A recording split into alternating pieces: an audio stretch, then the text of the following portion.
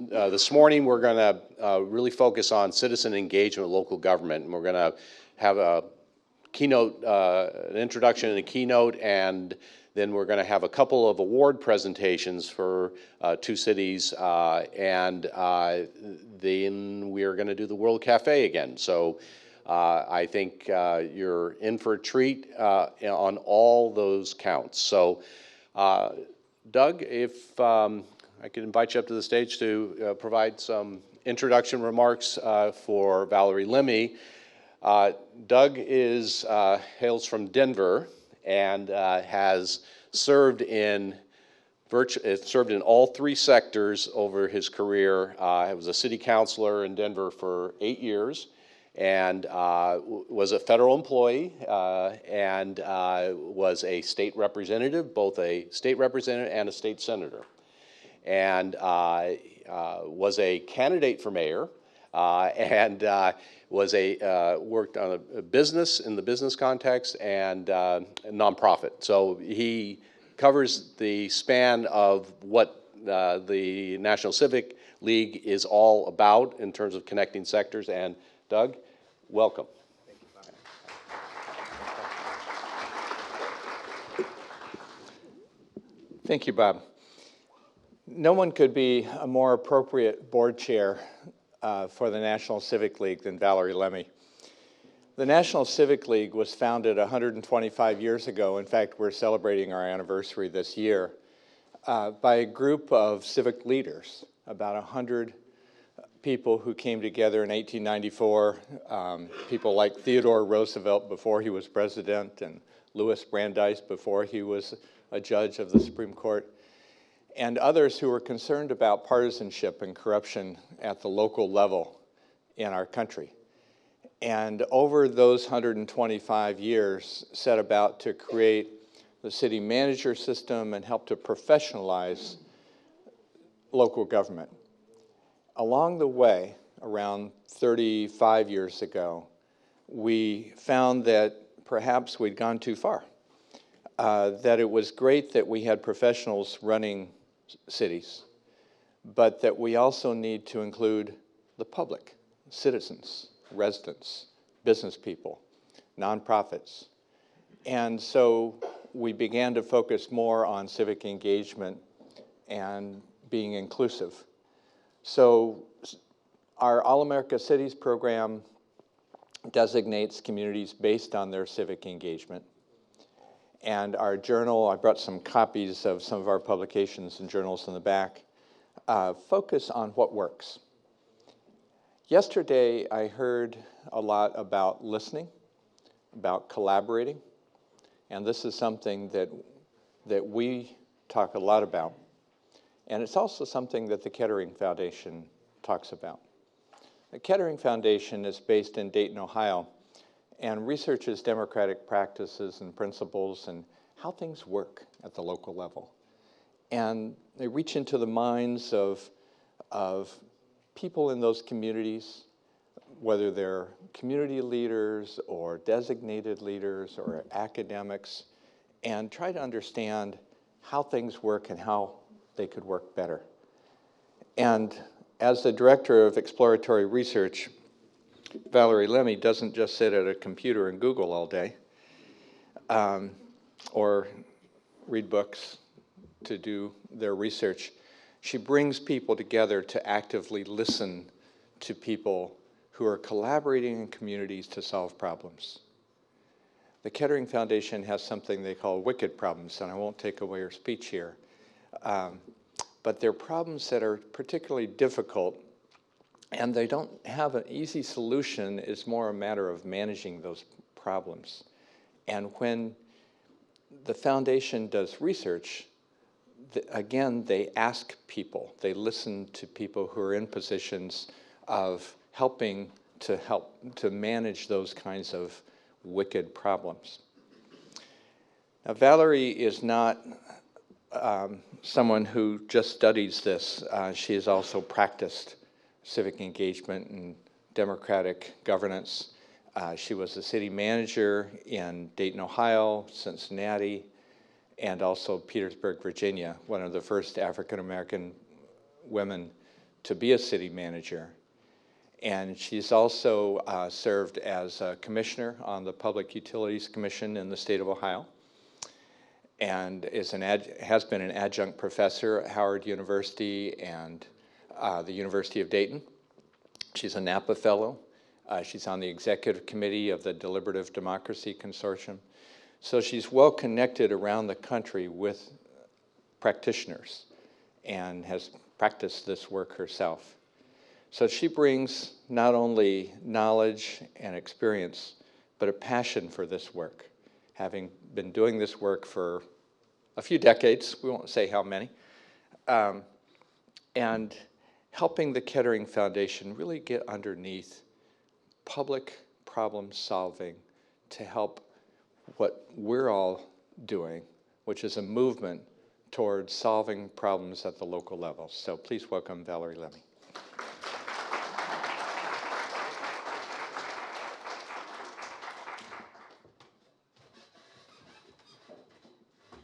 Good morning. Good morning. I spent 3 hours on a bridge last night, so for me it's a really good morning to be mobile and to be active. So it's a pleasure for me to join you today. And Doug, as the executive president and director of the National Civic League, is a wonderful partner. You heard of his experience, and we both share that same passion of good government. I wasn't able to join you yesterday because at the foundation we were talking about our upcoming research initiatives for 2020. And the theme for us, every year we have a particular theme around our research, and the theme for us is the democratic socialization of youth.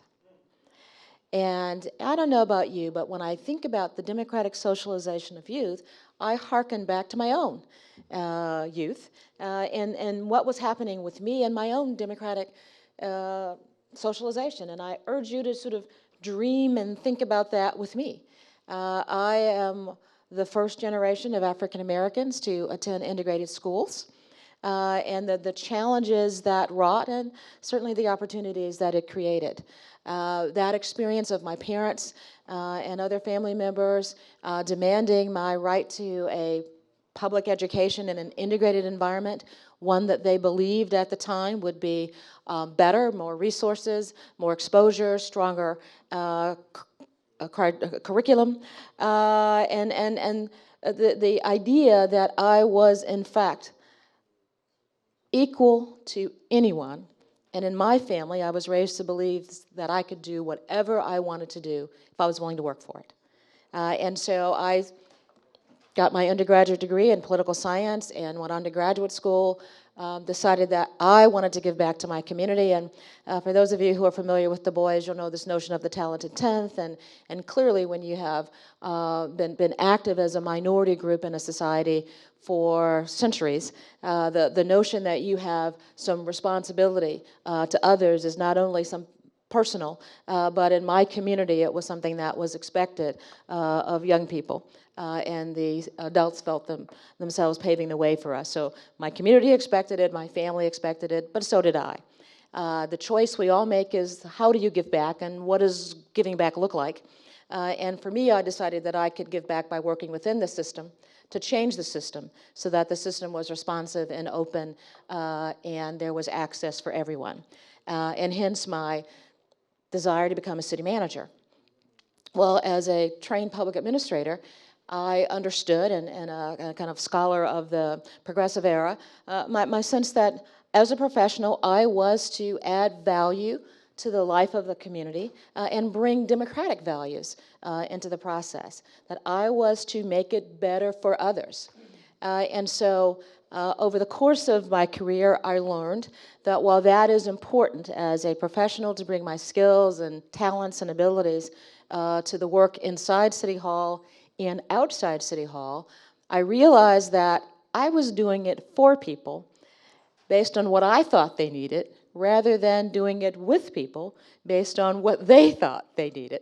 And so for me, the real challenge and why I do this work was the recognition and, quite frankly, the courage to go against the grain, to go against the training and the teaching, to go against what the professional credentialing said I was to do for people, and to develop a process and a sense of, I can't fix these problems by myself.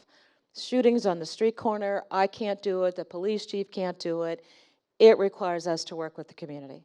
And together we can find solutions that work for all.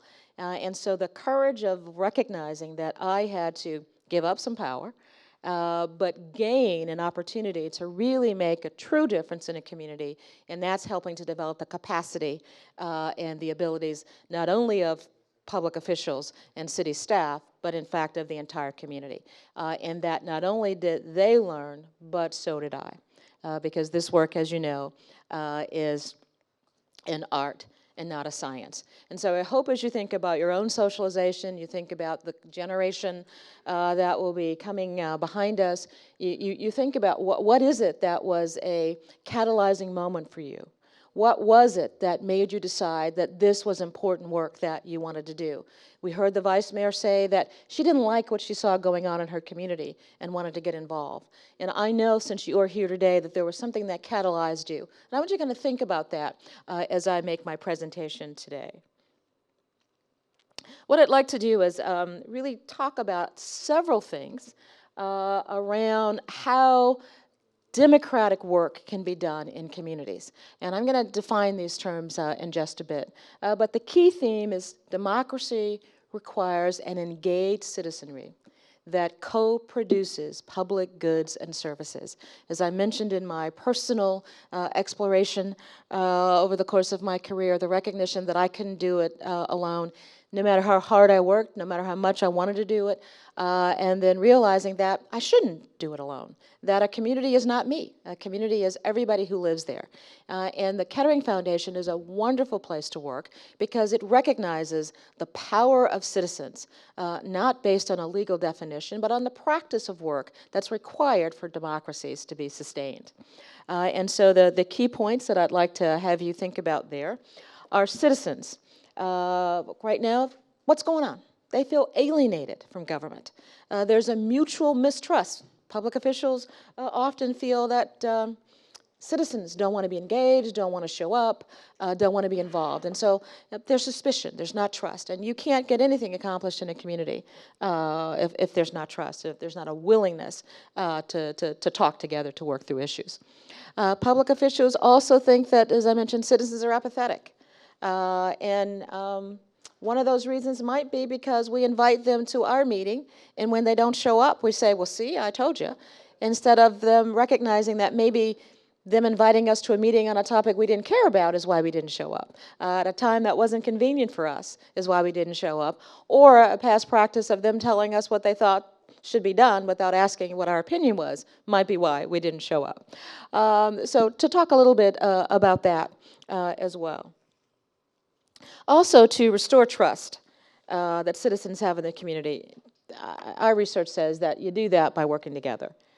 And because there are often in communities not the practices of how do you work together, then people have to learn how to do that.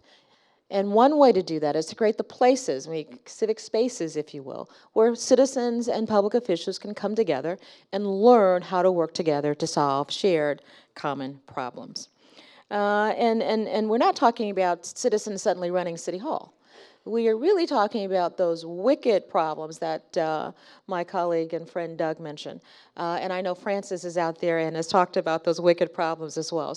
Well, those problems that don't really lend themselves to quick fixes or easy solutions. The ones that exasperate us, the ones that we think about at night when we go home and ruminate about where we can make a difference. So that's what I hope we will be able to talk about today. And let me start by saying, what is the Kettering Foundation? We are a very unique organization, and to our knowledge, there's none like us anyplace else in the world. First, we're a nonprofit operating foundation, and by that it means we don't give grants. We do research in the American tradition of cooperative research.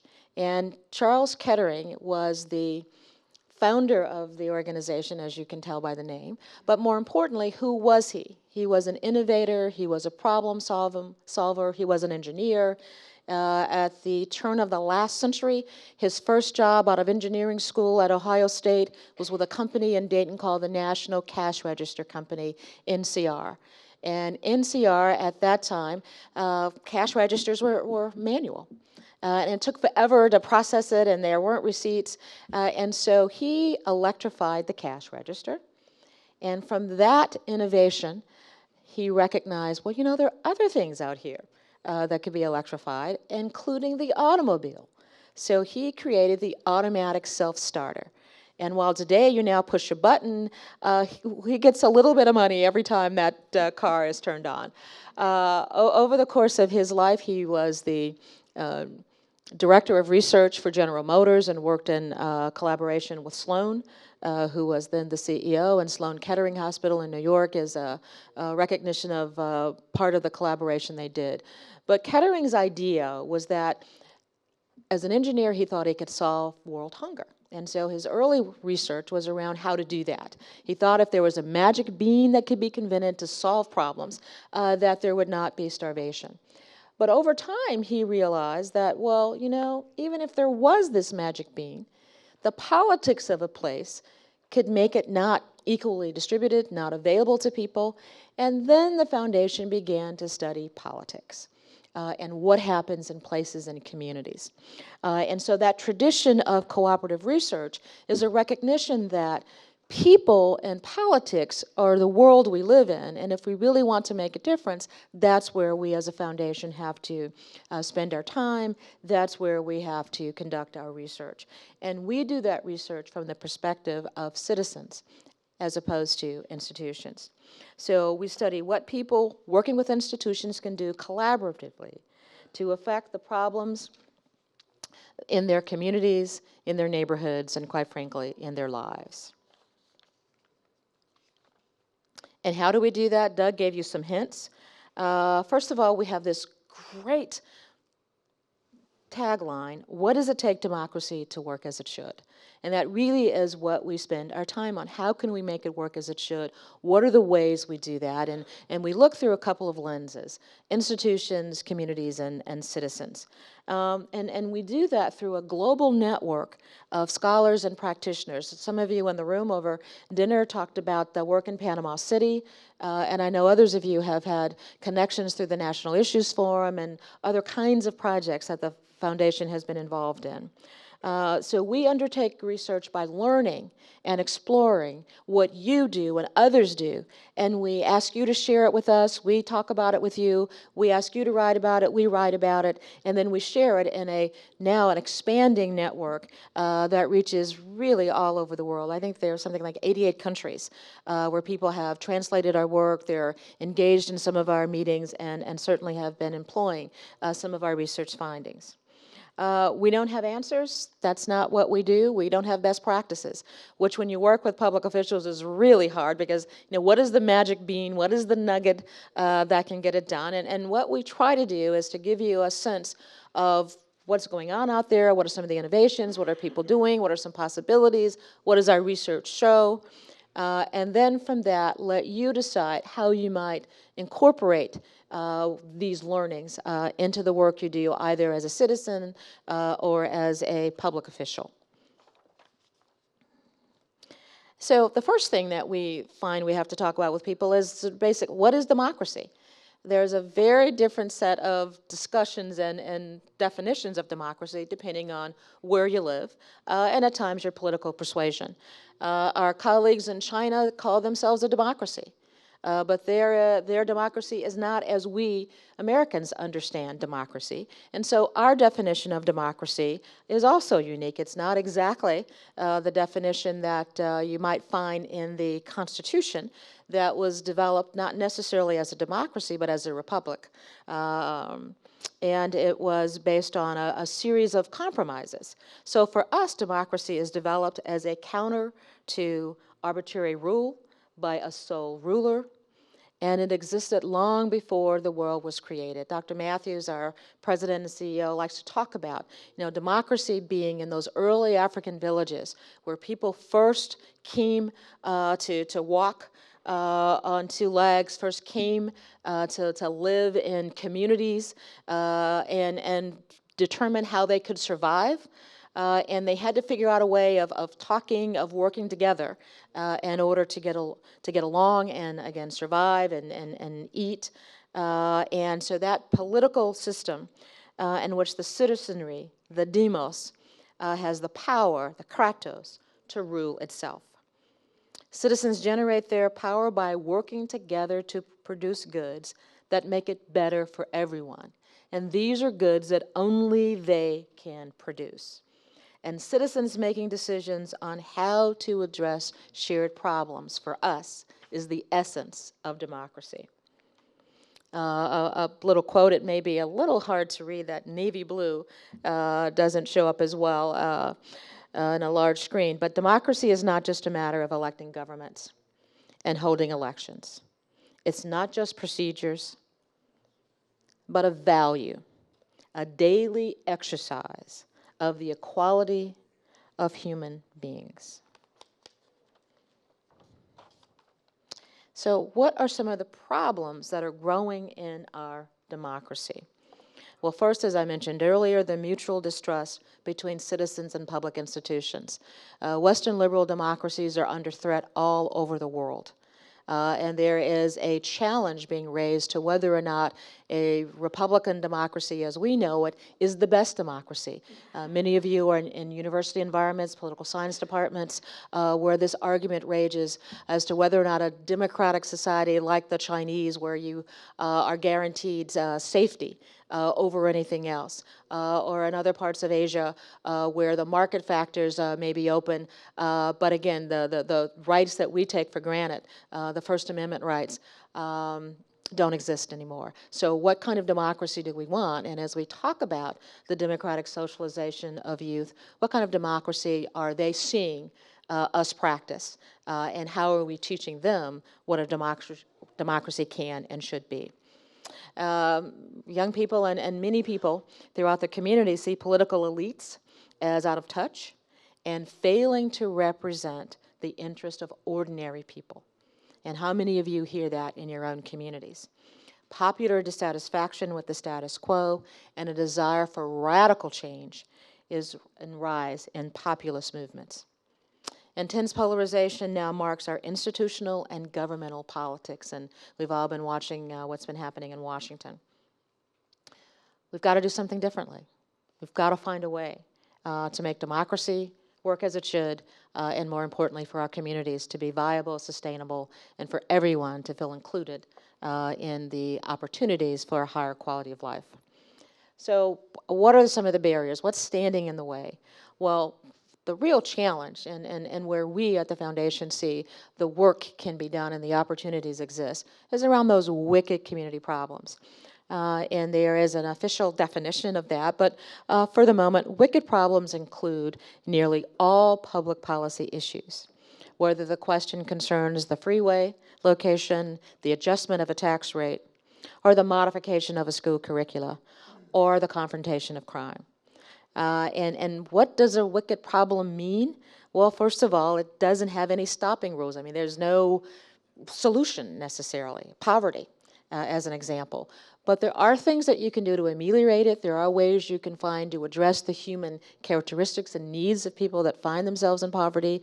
But it is a challenge that is ongoing. And it requires then a sustained relationship between citizens and communities to address that. There's no, public administrators tend to think that every problem has a solution. That's certainly how I was trained, and you're always looking for that solution. And so one of the hesitations of working with citizens is that, well, gee, we're not done. And that is, again, where the courage comes in, to move beyond the training and a recognition that you're not done. Because these are wicked problems without a particular answer, without a specific solution, but there addressed best in a community context. What might work in Pensacola might not work in Siesta Key.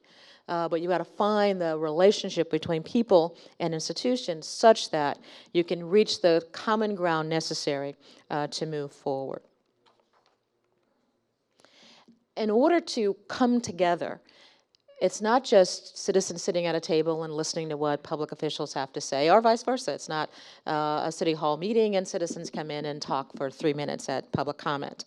It really does require what Elinor Ostrom talks about, the co-production of public goods. The work that citizens and government officials do that complement one another in the delivery of services, which we call public work. You know, what are the things that we all do that make a difference in a community, the public work that has to be done. For local government, and some of the communities here I know have their own force, police force, others contract with the sheriff, but an area that has often been riddled recently with tensions has been public safety.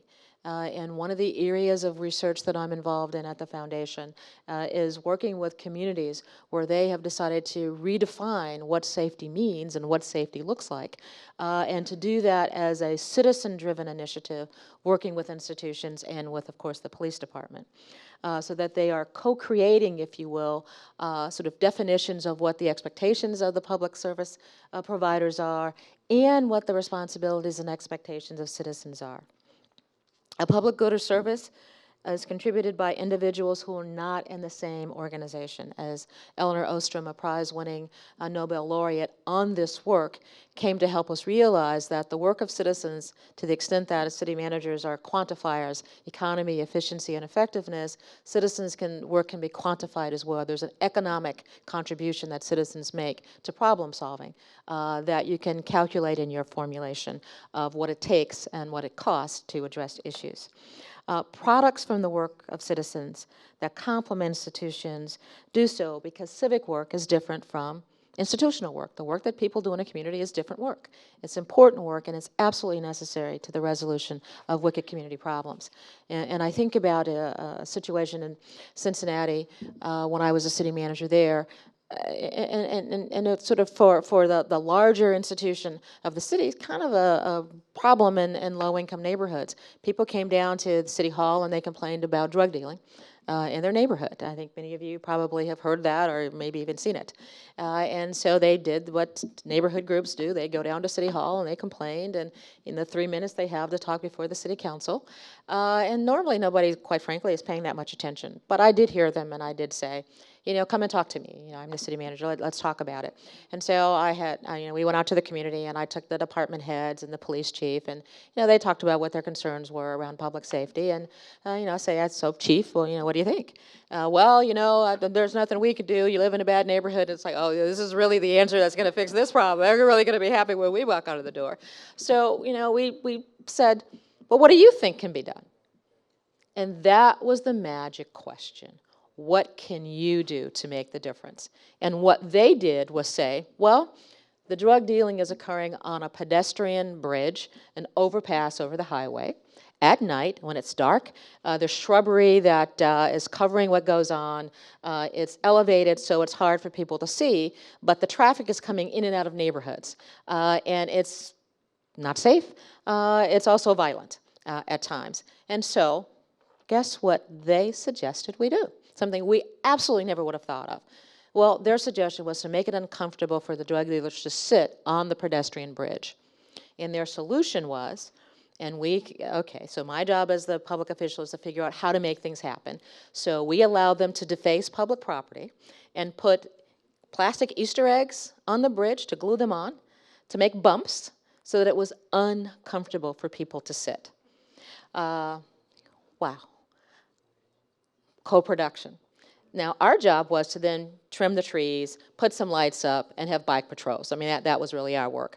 But we never would have been able to come up with a solution that was sustainable in that place in those days without the input from citizens. It just wasn't in our thinking mode of responsibility.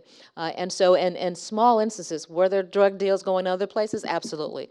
But those citizens came together and came up with something that worked for them. And guess what? In a city where the relationship between police and the African American neighborhood wasn't that great, that we were able to come up with a partnership.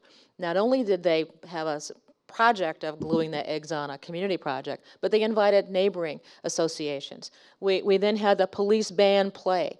Local businesses donated hot dogs. And so we made a celebration out of an opportunity of co-production where the citizens and the institution came together to solve a wicked community problem. So what would happen if citizens and governments recognized their collective power to produce public goods, goods that neither could produce alone? Well, first of all, you'd be thinking about the civic spaces for learning. You know, I don't know about you, but if I am an official of any organization and I'm asked to do something I don't know how to do, I'm not willing to practice it in the public view. But I might be willing to practice it in places that are private, like the university campus, like a classroom, like your library, the other spaces that are civic and where you live, that people find neutral and find as ones that are recognized as learning environments. So I can learn how to talk to people. I can learn how to relate to people. Professionals use different language than citizens. The everyday language we use is just not the same as the everyday language they use. And that's a hard piece to understand. And for me, it came about in union negotiations. We were in fire negotiations, and I thought we had reached a deal, and we were ready to announce. And the last minute, the fire union president said, well, you know, we're not ready. And I'm like, well, what happened? I used a word that city managers use every day that he didn't know what I meant. And so by using just one term that he didn't know what I meant, he didn't know if I had changed the nature of the agreement. And it was a professional term. And so that helped me recognize that how we talk and the words we use are just so important to understanding. And so we at the foundation have termed this realigning professional practices with the way citizens work. Talking about this work in ways that other people know what you're talking about, not using expert terms or the sort of alphabetical list of names to try to convey meanings and understandings. Secondly, to recognize that people do have something to offer. Their community assets, their experience, their civic capacity, their resources, and to recognize that, as Eleanor Ostrom has taught us, in ways that can add to the opportunity to solve a wicked problem. It's harder than you think to be able to do that because it is about power, and most people don't want to give up power. And it only is through practice that you learn that when everybody is powerful, the opportunity for change, the opportunity for betterment is enhanced tenfold. And that's what you have to think about, not your individual power, but the collective power of a community to change and to make a difference. So how do you overcome some of these barriers? Really, it is just through practice. I've got some specific statements and slides here. Legitimacy, recognition, talking together. In the end, it's about building relationships. How do citizens build relationships with the individuals and institutions, and how do individuals and institutions build relationships with citizens and communities? It's called talking, it's called listening, and it's called finding ways to work together to overcome the barriers.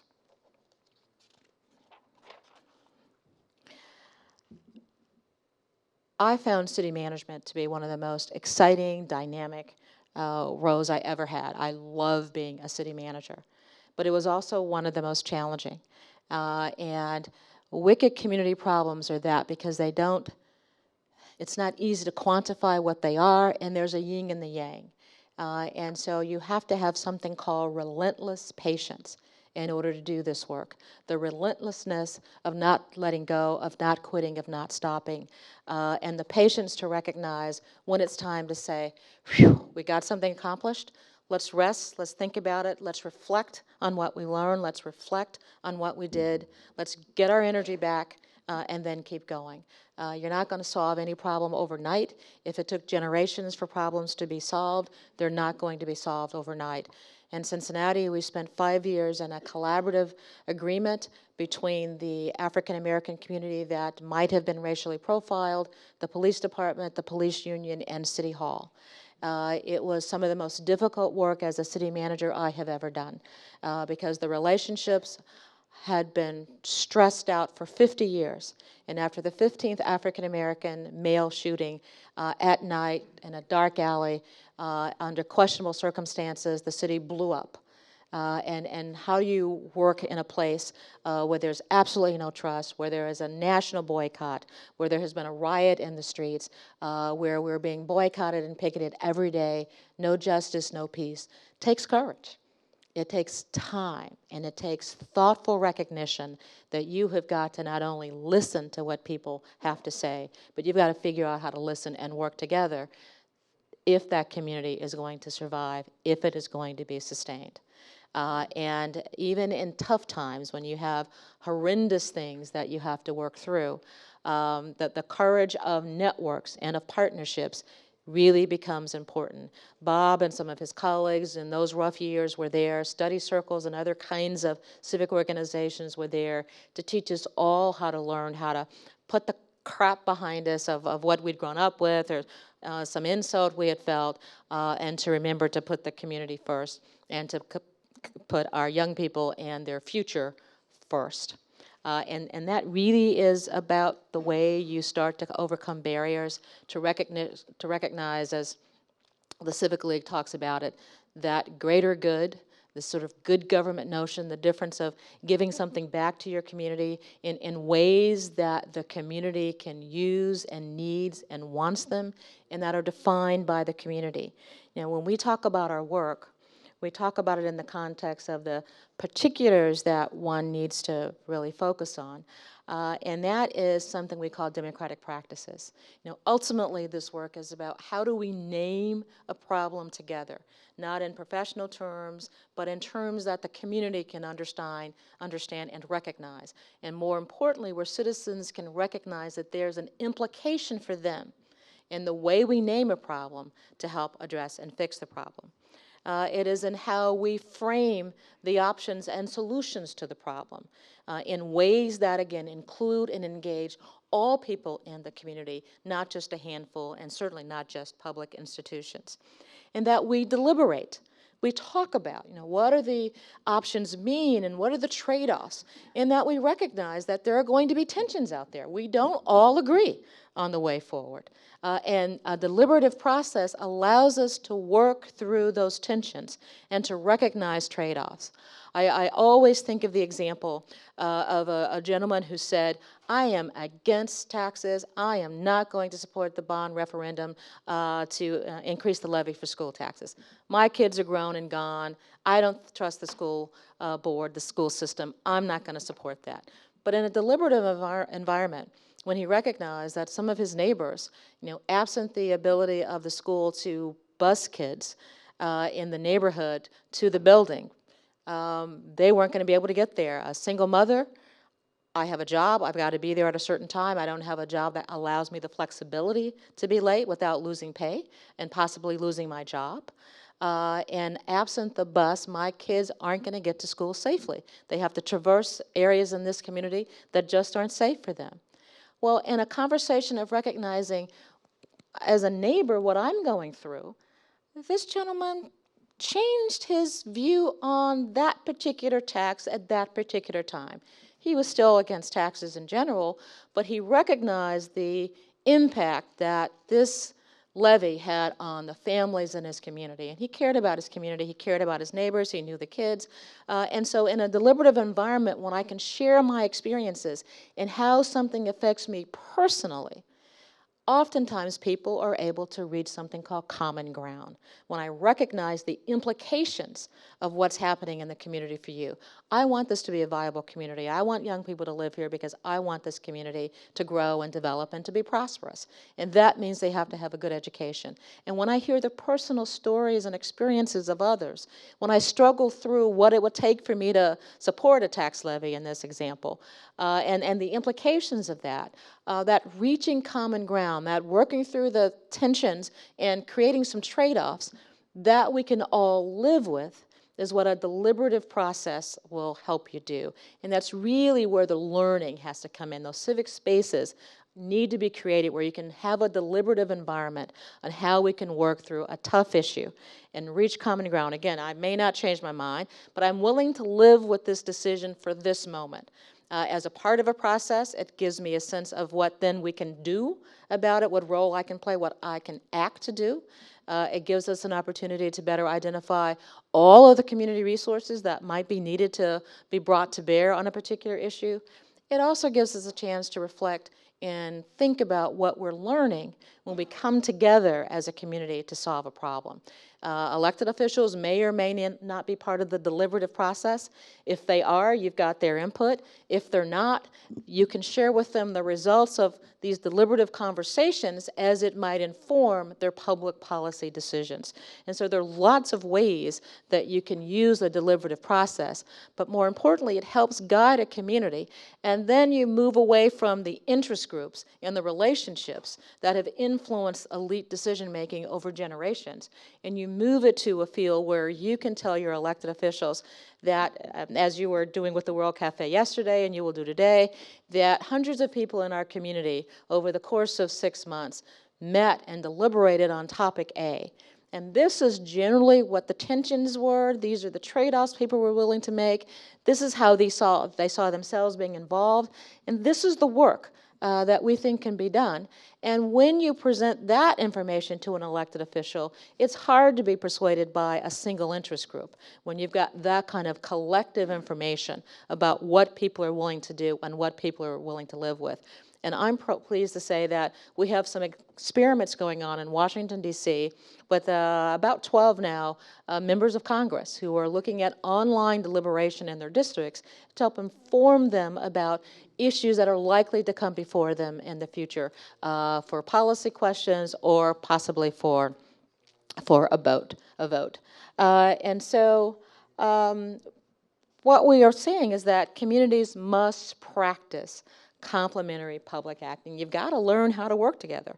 And it means that sometimes the leadership is going to come from the community, sometimes from the institution, that everybody has to come together to create a culture of learning and experimentation, exploration, and that you have to encourage inquiry.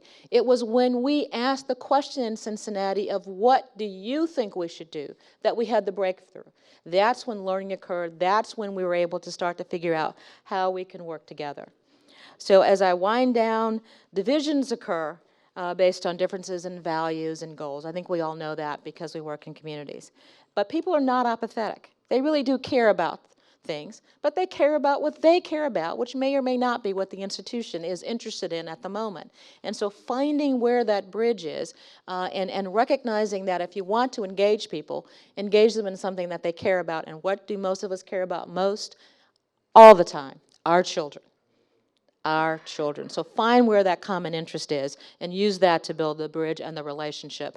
Again, when you give City Hall information about where citizens are on an issue, that's powerful. That is absolutely powerful information for them to have.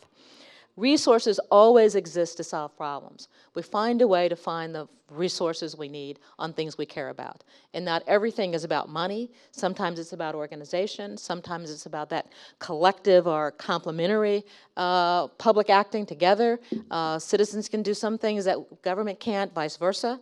But there's always a way when there's a will. And we have to, as citizens and institutions, come together to create that shared will. And deliberation is not straight line, as you know, my examples are we did this, this, and this, but it's circular, and it ebbs and flows, it's in and out.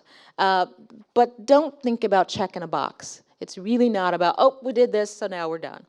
It really is about finding the passions that exist in a place, touching the heart of those passions, bringing people together on issues that they care about, and recognizing that as a public servant, our job is to serve with people, not to work on their behalf, that citizens are not clients, they're not consumers, they are active partners in democracy. And with that, I will end with a quote from Marcel Proust. Let us be grateful to the people who make us happy. They are the charming gardeners who make our souls bloom. And certainly my children and grandchildren are the ones who do that for me. as do my colleagues who share a passion for making a difference in the world, profoundly, indefinitely, and for the greater good. Thank you very much.